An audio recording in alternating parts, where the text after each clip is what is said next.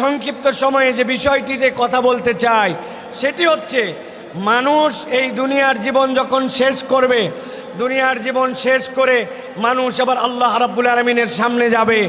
যখন মানুষ আল্লাহ রাব্বুল আলামিনের সামনে যাবে এবং আল্লাহর কাছে তার আমলনামা নিয়ে উত্থিত হবে, দুনিয়ায় যেরকম ঘরে পর্দায় সকল মানুষ একসাথে থাকে, ওই দিন আল্লাহ রাব্বুল আলামিনের সামনে সব মানুষ একভাবে উঠবে না। হাসরের ময়দানে মানুষদেরকে আল্লাহ রাব্বুল আলামিন হিসাবের বেলায় 4 দলে বিভক্ত করবেন।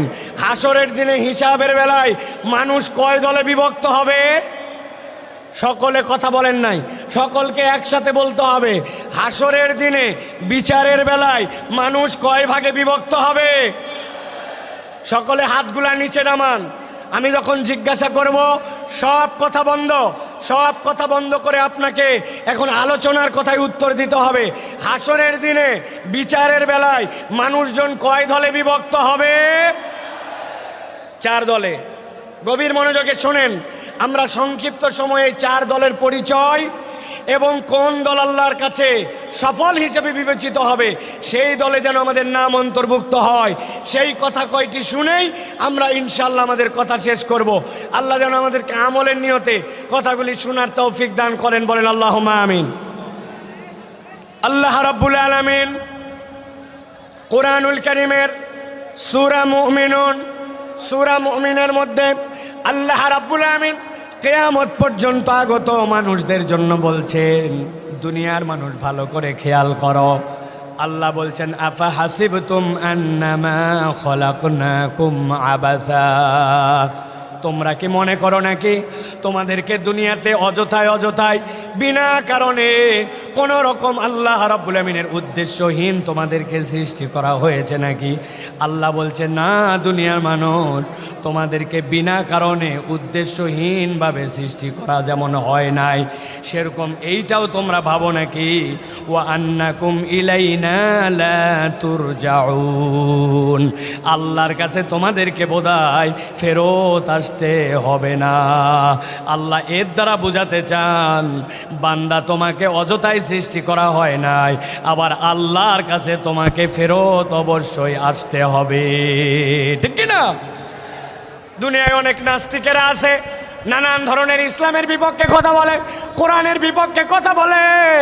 আমরা মাঝে মাঝে বলি দুনিয়ায় কোরআনকে অস্বীকার করুক, এরকম দুঃসাহস অনেকে দেখায়, অনেক কথা বলে, কিন্তু তাদের কাছে আমাদের চ্যালেঞ্জ, পুরা কোরআন তোমাকে অস্বীকার করতে হবে না। তোমার যদি সাধ্য থাকে, আল্লাহ কোরআনুল কারীমের মধ্যে বলেছেন, কুল্লু নাফসিন যায়িকাতুল মাউত, এই দুনিয়াতে যে জীবন নিয়ে এসেছে তাকে মৃত্যুবরণ করতে হবে, পুরা কোরআন অস্বীকার করতে হবে না। তোমার সাধ্য থাকলে 100, 150, 200 বছর বেঁচে দেখাও। দুনিয়ার মানুষ তার জীবন যদি তাকে মৃত্যুর স্বাদ গ্রহণ করতে হয়, তাহলে ওই মানুষ যেরকম কোরআনের একটা আয়াতকে অস্বীকার করতে পারে না, আল্লাহ বলছেন তুমি যতই লাফাও না কেন, প্রকৃতার্থে তুমি আল্লাহর বিধানের বাইরে যেতে পারবে না।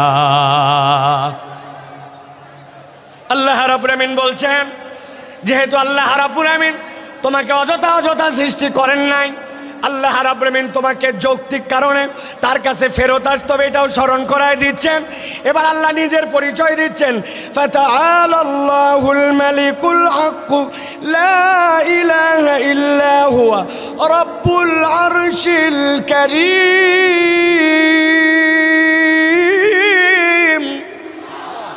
আল্লাহ রাব্বুল আমিন বলছেন, তিনি সেই মহান রব যিনি আরশের অধিপতি, যার থেকে বড় মর্যাদার আর কেউ নাই। আল্লাহ নিজে বলছেন সেই আরশের অধিপতি। তোমাদেরকে বুঝাতে চান তোমাদেরকে অযথায় সৃষ্টি করা হয় নাই, আর আল্লাহর কাছে তোমাকে ফেরত আসতে হবে। এই জন্য আল্লাহ বলছেন, ওয়া মাইয়াদউ মাআল্লাহি ইলাহান আখার, তোমাদের মধ্যে থেকে আল্লাহকে যে ইলাহ ছাড়া, আল্লাহ ছাড়া অন্য কাউকে ডাকো তোমরা, অনেক সময় আল্লাহ ছাড়া অন্যের কাছে সাহায্য সাহায্য চাও, আল্লাহ ছাড়া কেউ ভালো মন্দ করতে পারে এরকম বিশ্বাস করো। আল্লাহ বলছেন লা বুরহানা লাহু বি, আল্লাহ বলছেন এটার কোনো প্রমাণ নাই। আল্লাহর পুরা সৃষ্টি জগৎ সাক্ষ্য দেয় আল্লাহ ছাড়া আসলে কোনো রব নাই, প্রকৃতার্থে কোনো মাবুদ নাই। আল্লাহ বলছেন ফা ইন্নামা হিসাবুহু ইনদা রাব্বিহি, জেনে রাখো আল্লাহর কাছে তোমাকে হিসাব দিতে হবে। ইন্নাহু লা ইউফলিহুল কাফিরুন, আল্লাহ বলছেন, রব্বুল আমিন তোমাদেরকে বলছেন আল্লাহকে যে অস্বীকার করে, আল্লাহকে যে মানে না, আল্লাহ গ্যারেন্টার হচ্ছেন সে কখনো সফল হতে পারবে না। তাহলে আল্লাহ রাব্বুল আলামিন বলছেন কাফের মুশরিকরা কখনো সফল হতে পারবে না। আর আল্লাহ বলছেন আল্লাহ তোমাকে অযথায় সৃষ্টি করেন নাই, আল্লাহর কাছে তোমাকে ফেরত যেতে হবে। এবার জিজ্ঞাসা করব, আমরা কি এই ঈমানটুকু ন্যূনতম বিশ্বাস করি যে আল্লাহর কাছে আমাদেরকে ফেরত যেতে হবে? হাত তুলে আল্লাহকে দেখান, আল্লাহর কাছে আমাদেরকে ফেরত যেতে হবে। কথা বলেন, দুই হাত তোলেন, শক্ত করে দুই হাত তোলেন। যারা যারা বিশ্বাস করি আল্লাহ আমাদেরকে অযথায় সৃষ্টি করেন নাই, আল্লাহর কাছে ফেরত যেতে হবে, হাত তুলে আল্লাহকে দেখান। থামেন থামেন, এই বসো, হাত সোজা করেন, হাত সোজা করেন, হাত নামাবেন না, কোনো কথা বলবেন না, একটা কথা হবে না। আপনারা বসেন বসেন, কেউ দাঁড়াই থাকবেন না, হাত সোজা করেন। হাত নামাতে বলি নাই, বসতে বলছি। সকলকে আমি 10 সেকেন্ড সময় দিলাম, আপনাদের যত কথা আছে 10 সেকেন্ড বলেন, কথা বলেন। এই ডানে মামে কথা বলেন, এই সামনে কথা বলেন, 10 সেকেন্ড। কথা শেষ, আপনাদের কথা শেষ।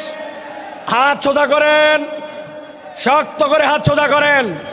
এবার আল্লাহর নামে একটা রণহুঙ্কারের তাকবীর দিব। এই তাকবীরের পর আর একটা শব্দ হবে না। রাজি আছেন আপনারা?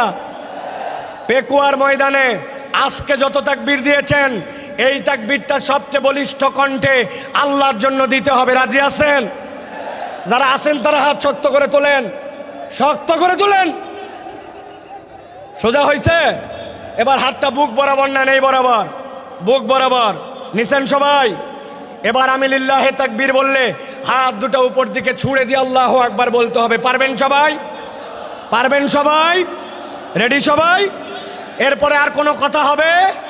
হবে?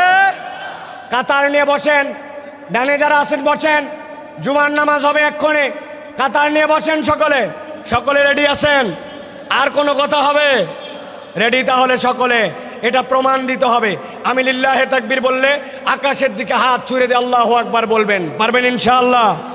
দেখে একটা তাকবীর দেন, লিল্লাহে তাকবীর, লিল্লাহে তাকবীর। আল কোরআনের আলো, আল হাদিসের আলো, তোমার নেতা আমার নেতা, তোমার নেতা আমার নেতা, আলেম ওলামা যেখানে, আলেম ওলামা যেখানে, আল্লাহর আইন যেখানে, লিল্লাহে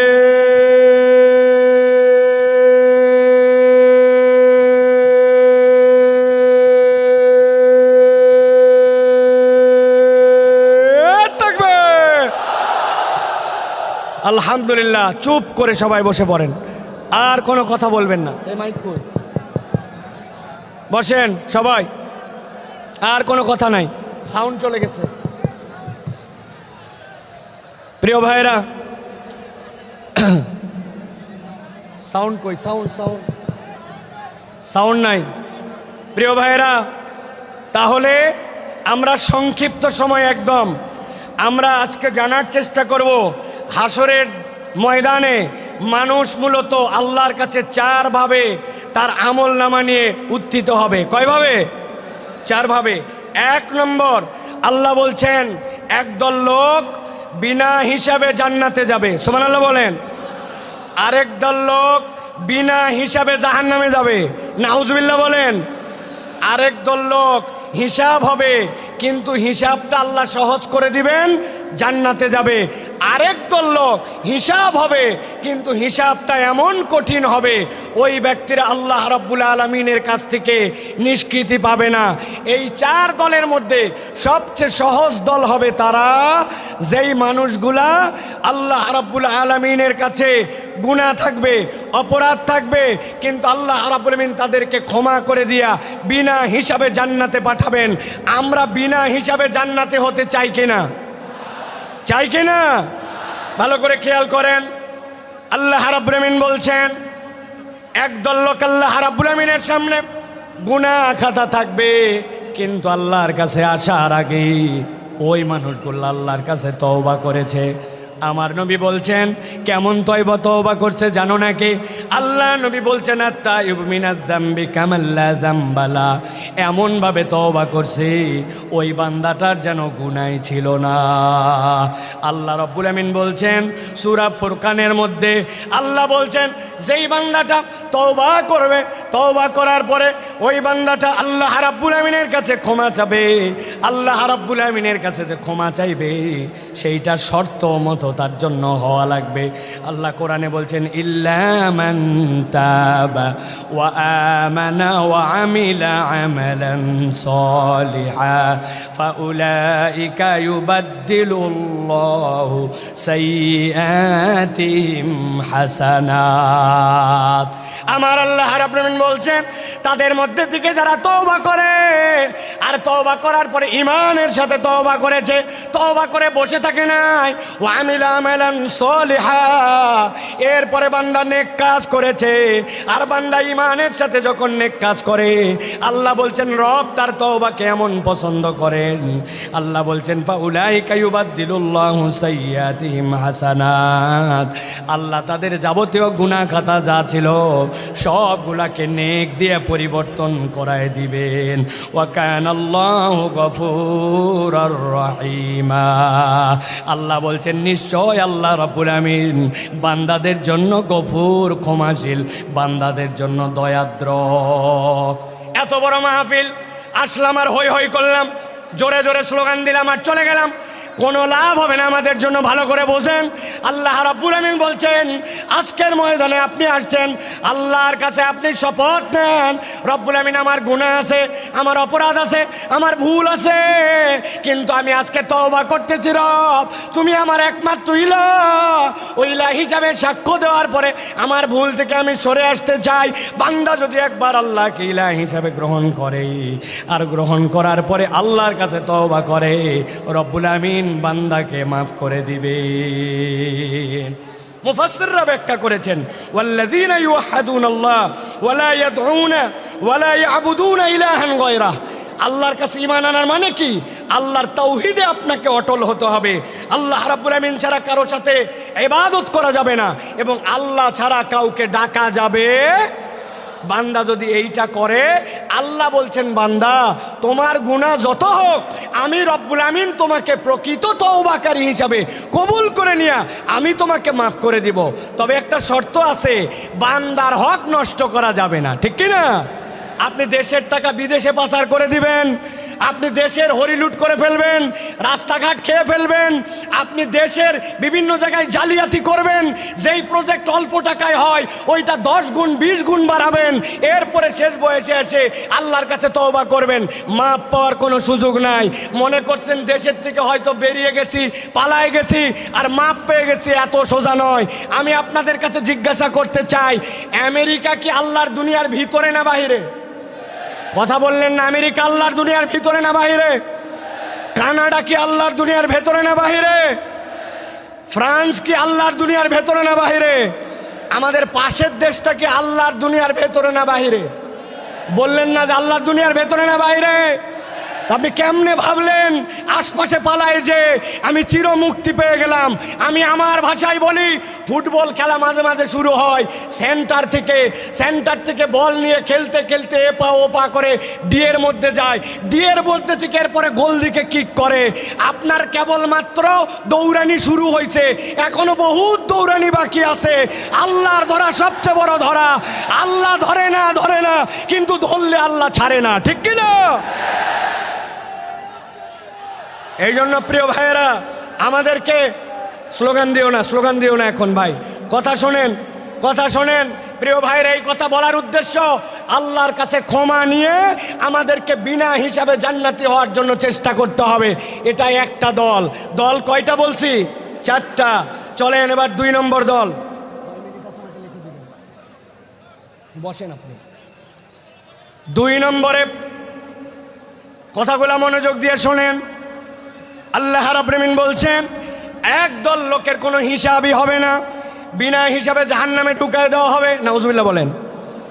আল্লাহ কোরআনে বলছেন সূরা বাকারা 217 নম্বর আয়াতের মধ্যে, ওয়ামান ইয়ারতাদিদ মিনকুম আন দীনিহি ফায়ামুত ওয়া হুয়া কাফির ফাউলাইকা হাবিতাত আ'মালুহুম ফিদ দুনিয়া ওয়াল আখিরাহ ওয়া উলাইকা আসহাবুন নারি হুম ফিহা খালিদুন। আল্লাহ বলছেন একদল লোক অতি পণ্ডিত হয়ে যায়, আল্লাহর দিনের উপরেই ছিল, কিন্তু এমন বুঝ আনছে, বুঝ এনে মুরতাদ হয়ে গেছে, আল্লাহর দিন থেকে সরে গেছে।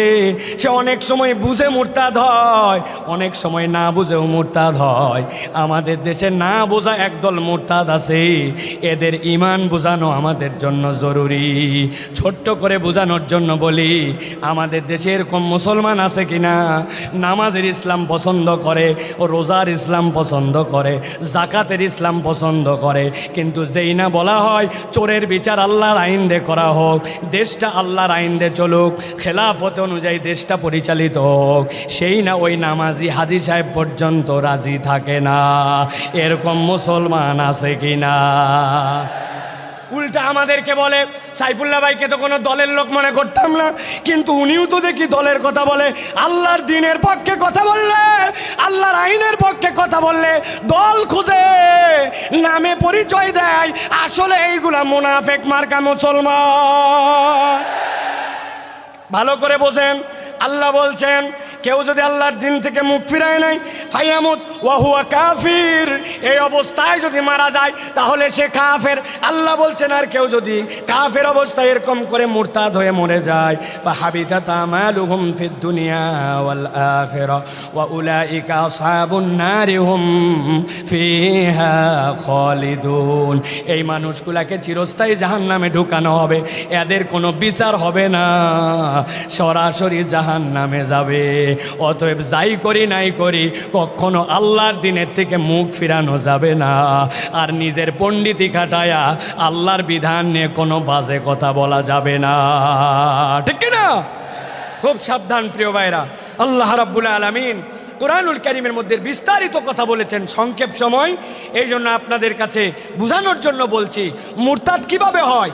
ওরা মনে করে নবীর তরিকা ঠিক না, নবীর পদ্ধতি পছন্দ করে না, আল্লাহর বিধান আগে ঠিক মনে করত, কিন্তু এখন মনে করে আল্লাহর বিধান বোধহয় বাংলাদেশের জন্য, আমাদের সমাজের জন্য অচল। এরকম যদি মনে করে, ও যত হাজী সাহেব গাজী সাহেব হোক না কেন, আল্লাহর কাছে সে মুরতাদ হয়ে যাবে, বিনা হিসাবে জাহান্নামে। আল্লাহ হেফাজত করুক, বলে আল্লাহুম্মা আমিন। প্রিয় ভাইয়েরা, এবার চলেন আমরা 3 নম্বর দলের মধ্যে যাব। 3 নম্বর দল কি এটা একটু বুঝতে হবে। সেটা হচ্ছে হিসাব হবে, কিন্তু আল্লাহ বলছেন ওই হিসাবের পরে তাকে জান্নাত দেওয়া হবে। তবে হিসাবটা তার জন্য যে হবে, ওই হিসাবটাতে তার আমল নামায়, আমলটা পরিমাপে দেখা হবে না, আমলটা ওজনে দেখা হবে। কিসে দেখা হবে? কথা বলেন। আমল কি আমাদের পরিমাপ হবে না ওজন হবে? আমার দিকে তাকান। কি হবে? ওজন হবে। এখন কথা হচ্ছে যে আপনার আমল নামায় সোয়াবও আছে, গুনাহও আছে, কিন্তু আমল নামাতে আমার ওজনটা কেমনে ভারী হবে? আমি আপনাদের কাছে বলতে চাই, একটা মানুষের জীবনে যদি তার আমল নামায় 3টা জিনিস যুক্ত থাকে, তাহলে তার আমল নামা ওজনে ভারী হয়। সুবহানাল্লাহ বলেন। 1 নম্বরে আপনার আমল নামার মধ্যে ঈমান লাগবে। কি লাগবে? একটা মুখ বন্ধ থাকবে না। আমল নামাতে ওজনে ভারী করতে হলে প্রথমে বলতে হবে কি লাগবে? জোরে বলেন ঈমান। ওই যে দাঁড়ায় আছেন যারা, কি লাগবে? ঈমান। ঈমান নাই আপনার কিচ্ছু নাই, ঈমান আছে আপনার কিছু আছে। সুবহানাল্লাহ বিহামদি। এই যে তরুণেরা ওয়াজ শোনার জন্য চলে আসছে, কিন্তু এর মধ্যে অনেকেই আছে ঈমানের বেশি করছে সালাত, অথচ সেই সালাত আদায় করে না। আছে কি না? আমি আপনাদের কাছে একটা ছাত্র আর একটা শিক্ষকের একটা দৃষ্টান্ত দিব 30 সেকেন্ডে, ভালো করে খেয়াল করেন। এক ছাত্রকে তার ওস্তাদ জিজ্ঞাসা করছে, বলো তো দুনিয়াতে নামাজ পড়ে না কারা কারা? ওই ছেলে ভেবে চিনতে বলছে, ওস্তাদ দুনিয়াতে নামাজ পড়ে না 3 শ্রেণীর লোক। কয় শ্রেণী? কথা বলেন। 3 শ্রেণী। বলো তো 1 নম্বর কে? বলছে 1 নম্বর যে পাগল অথবা অজ্ঞান। মাশাআল্লাহ। 2 নম্বর কে? বলছে ওস্তাদ 2 নম্বর যে মৃত, সে নামাজ পড়ে না। মরা মানুষ নামাজ পড়ে? উল্টা নামাজ পড়া লাগে। বলছে মাশাআল্লাহ। এবার 3 নম্বর বলো। বলছে 3 নম্বর হচ্ছে যে অমুসলমান। তাহলে নামাজ পড়ে না কয় শ্রেণী? 1 নম্বরে পাগল অথবা অজ্ঞান বলেন, 2 নম্বরে মৃত, 3 নম্বরে অমুসলমান। এবার পেকুয়ার লক্ষ মানুষকে সামনে নিয়ে জিজ্ঞাসা করতে চাই, যারা এখানে আছেন দাঁড়ায় বসে দূরে কাছে, আমরা কি পাগল অথবা অজ্ঞান? আমরা কি মৃত? আমরা কি অমুসলমান? আপনি কিন্তু ফাঁসে গেছেন। আপনি আগামীকালকে নামাজ পড়েন নাই, বলছে এই তুই কি পাগল? বলছে না। তাহলে মরা না, অমুসলমান না। তো আপনি পাগল না, মরা না, অমুসলমান না, আপনি নামাজ পড়বেন না, তা হবে না, ঠিক কিনা? ইমানের পরে সবচেয়ে গুরুত্বপূর্ণ এইটা হচ্ছে আপনার আমার জন্য সালাত। তাহলে আমলে ওজন বাড়ানোর জন্য কাজ 3টা। 1 নম্বর ইমান লাগবে। কি লাগবে? 2 নম্বর লাগবে নিয়ত সহি লাগবে, আপনার নিয়তটা বিশুদ্ধ লাগবে। নিয়ামতুল্লাহ নিজামির কথা, মোটরসাইকেলে আসতে আসতে আমার চোখটা ছলছল হয়ে গেছে। বল সাইফুল্লাহ ভাই, এত লক্ষ লক্ষ লোক দেখানোর জন্য আয়োজন করি নাই। আমার আব্বা ইন্তেকাল করে গেছেন, এলাকাবাসী অনেক মানুষ মারা গেছে। একটা লোক যদি দোয়া করে, আমার বাপ যদি সেখান থেকে নিষ্কৃতি পায়, আর মানুষ যদি কোরআনের বার্তা নিয়ে কোরআনের পক্ষে বাড়িতে যায়, আমার আয়োজন সফল ভাই। একটু দোয়া করবেন। নিয়ামতুল্লাহ যদি মনে করতো অনেক টাকা দিছে, দেখ কত বড় আয়োজন করি, আয়োজনের এক